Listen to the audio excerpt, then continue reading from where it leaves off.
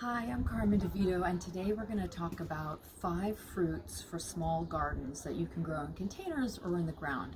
We're going to start with the easiest and then work our way up to some of the most challenging. Let's get started. We're going to start with the strawberry because it's the easiest. I grow them in containers. Here you can see they're already in flower. They can be grown in strawberry jars or kind of small containers. These have little runners.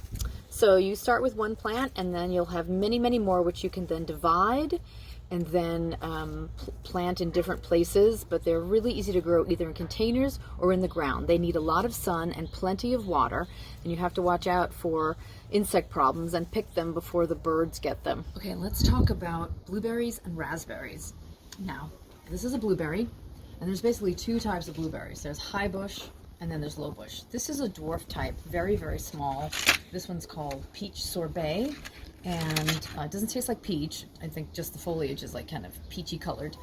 Here are the flowers, and what's great about blueberries is that they are self-pollinating, so you only need one to be able to fruit.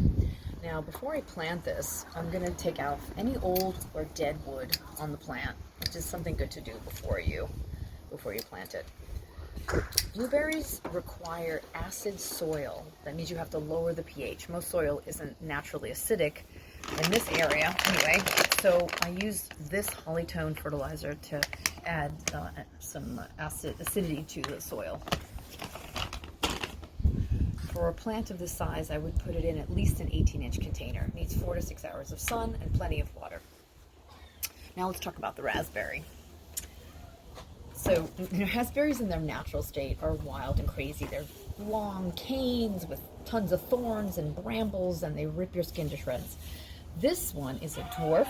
This one's called raspberry shortcake, and it only gets 2 to 3 feet tall, and it has no thorns. So this is super easy to grow, full sun, lots of water, and you only need one to make fruit. And this one I would also put into like a 15 to 18-inch container. So now let's talk about the biggest plant in my garden that actually takes up a very small amount of space. It sounds ironic, but it's true. This is my 45-year-old grapevine.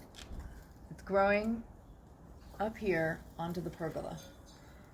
By the end of the summer, this entire thing is covered in foliage and shade. I'm going to show you how little space a grapevine needs to grow that big. Here's one that we planted last year and 2 that we just planted. This is like less than a 2-foot square space, and this vine will get as big as the other one. Now I'm going to show you how to make more grapes. Every year when I prune my grape, I take cuttings and I pot them up to make new plants, just in case mine died over the winter, which they rarely do, but sometimes they do. I would use a container about this size. It's about 10 inches wide and 10 inches high. As always, landscape fabric.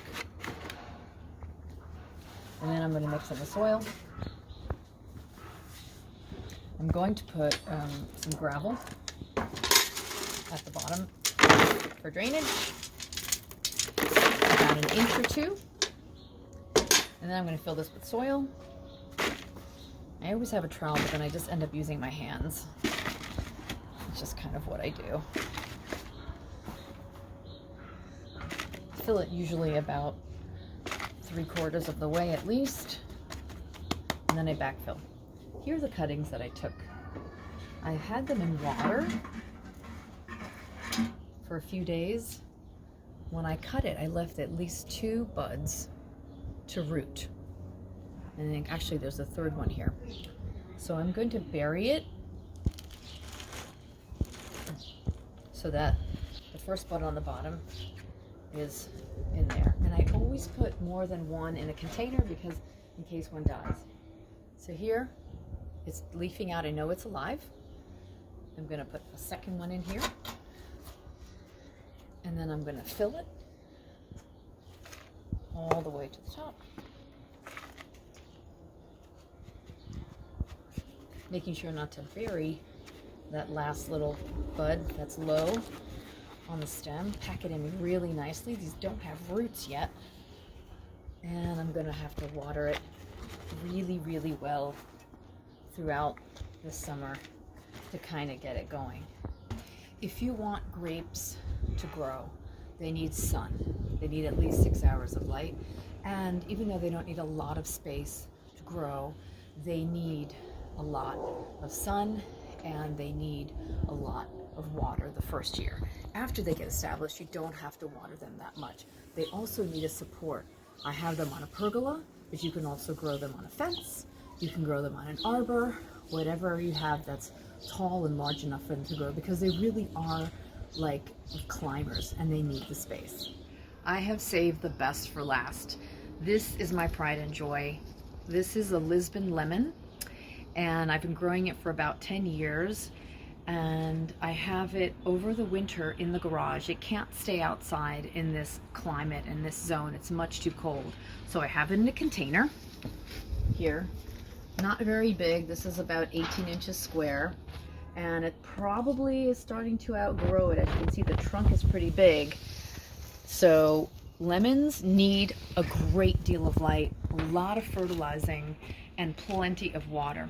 So what I do with this tree is, in November, I bring it inside the garage, and I happen to have a window or two in my garage so they get some light. They can't be in a totally dark space. And I water it very sparingly through the winter. These fruits fruit in the winter. And then come mid to late April, I bring it outside, but I don't just leave it out here. I have to acclimate it. So I put it in the shade at first, and then I slowly bring it more into bright light. Otherwise, it could get very severe sunburn on the foliage because it's just been inside. So you need 6 to 8 hours of light for these to do well. You only need 1 for them to fruit, and you can really control the height on them. You can keep them rather small.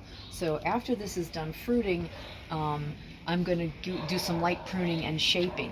One winter it had a lot of damage, so that's why it has this like kind of strange lopsided shape. But if you want to grow it, I recommend trying the Lisbon variety, and you won't be sorry. It's a fantastic fruit, so delicious and organic. Thanks for watching. You can find me on Instagram at DeVito.